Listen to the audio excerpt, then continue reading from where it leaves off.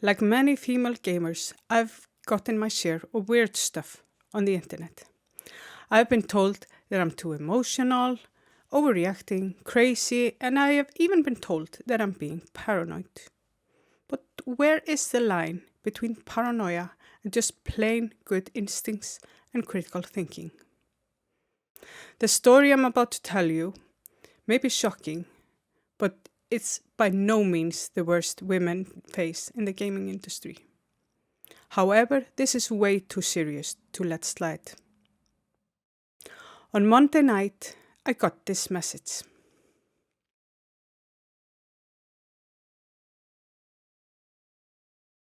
Nothing unusual about that. The next thing I got was this.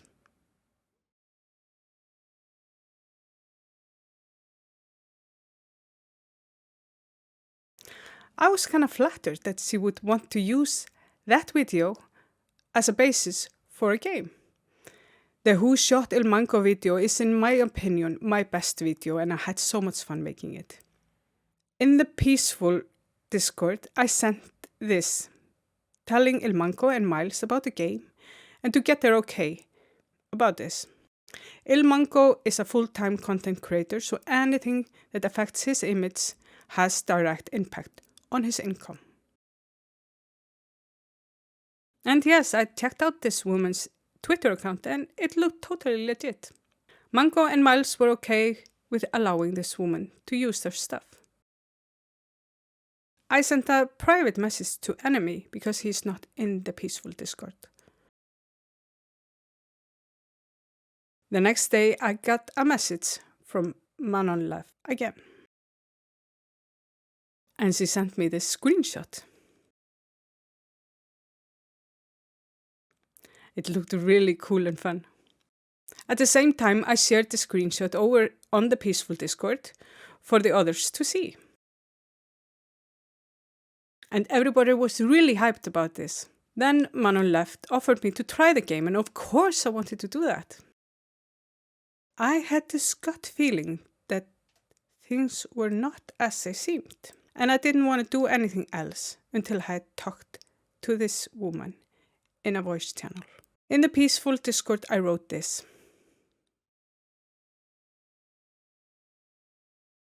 I sent a private message to Sky, as he is not in the peaceful Discord, to get his okay with using his real name.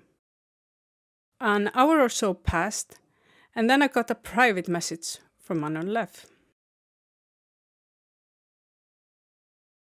I went over to the SciCraft Discord and into SciCraft B voice channel, as there was nobody there, and I dragged Manon Lev over to the voice channel so I could talk to her. As soon as I dragged her over, FX Process, or Process as I just call him, joined the voice chat, and I told him that this was the person who was making the game. A few more people joined the voice channels, Back, Pixels, and Panta. I told Manon Lev she could talk in chat for voice channel. I told her I was not able to run the game. At the same time, I sent the file to FX Process in a private message. Process said that the file was safe and contained assets and sent me this in a private message. I said I was trying to run it, and nothing happened. Manon Lev sent me a new file. Process asked to see the new file, but he also said that he wasn't able to run it because of some graphic drivers issue. He sent me the file back in a zip file, and I could continue to pretend I was trying to run the file. People started asking Manon Lev questions about the game, and she answered in chat for voice. She explained that this game was a murder mystery and that I could just call her Manon. And she came with ideas on how I could run this file. Process also tried to help me run the file. And Manon Lev chatted a bit more in the chat for voice channel. I told her I was a bit worried about using personal information about people, and I would have to check it with the others. And she made this joke about using Mango's real address, Squirrel Street. And then Manon left the voice channel. After she left, Process said that Manon Lev's Twitter looked legit, and I thanked him for looking out for me and being my personal security officer. I even joked to Process that it would be so funny if somebody would go into all this trouble of making a game just to hack my computer. But at this point, I basically knew who was behind this. But I had no way of proving it. Later, I got a new version from Manon Lev. This one was a lot bigger, 85 megabytes, and not 4 megabytes like before. I sent Process a private message telling him that I couldn't run the file because it had been compiled incorrectly.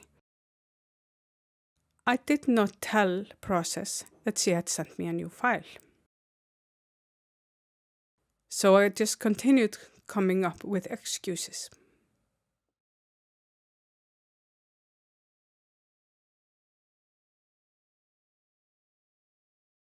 I sent him the link to the new version.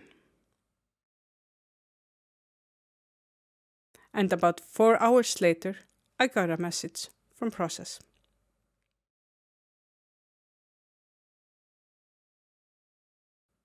It took me a couple more days to get to the bottom of this. A lot of work had been put into the screenshot. Having the Dutch police logo there enhanced the lie that this was coming from the real Manon Lev. The images used were all made by Miles, but only one of them came from the artwork I used in my video. But all of them can be found in the SciCraft Discord. One thing she didn't know is Ilmango's birthday. That's incorrect there. But at this time, I strongly suspected Manon Lev to be fake. I found it interesting that a user claiming to be Manon Lev was in a lot of technical Minecraft Discord and had been for many months without saying anything. On SciCraft, this user had been there for a long time. And it looks like an alt that is being used for testing the SciCraft whitelist manager.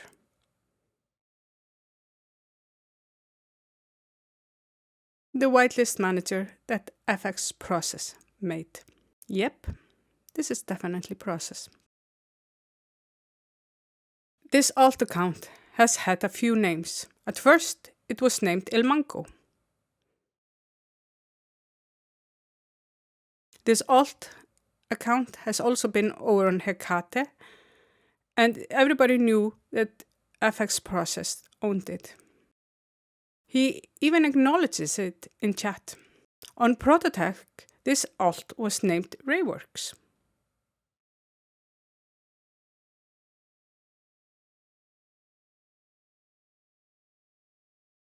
It was a public secret who owned this alt. Over on StoriesTech, this alt was named Pala Pala. I think it's beyond any reasonable doubt that it is FX Process who is behind this Discord name, and not the real Manon Lev. Previously, he has used this alt to troll people on different Discord servers, but what FX Process is doing now with this alt is something totally different. The file he sent me contains an obfuscated password stealer of the type Snowlogger.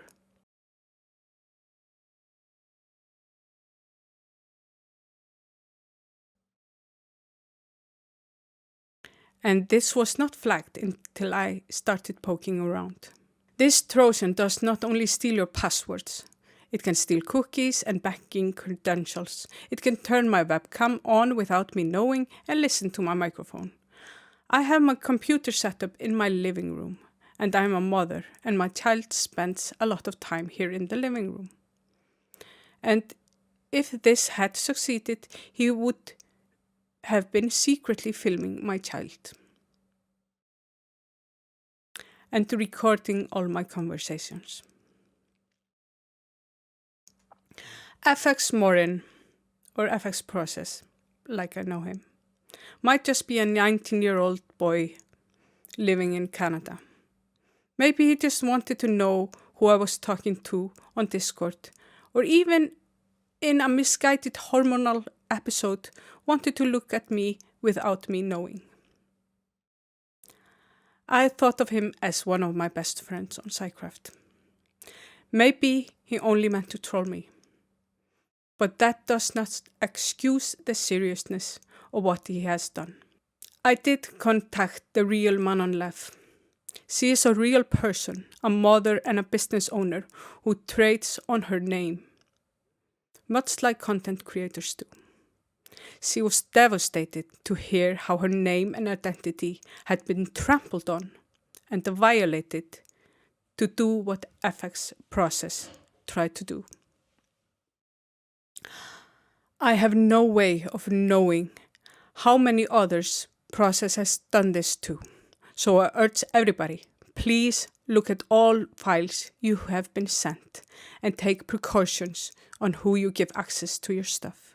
FX process has admin rights all over the place. I have reported this to Discord, the Icelandic State Police Cybercrime Department, and the police authorities in Ontario.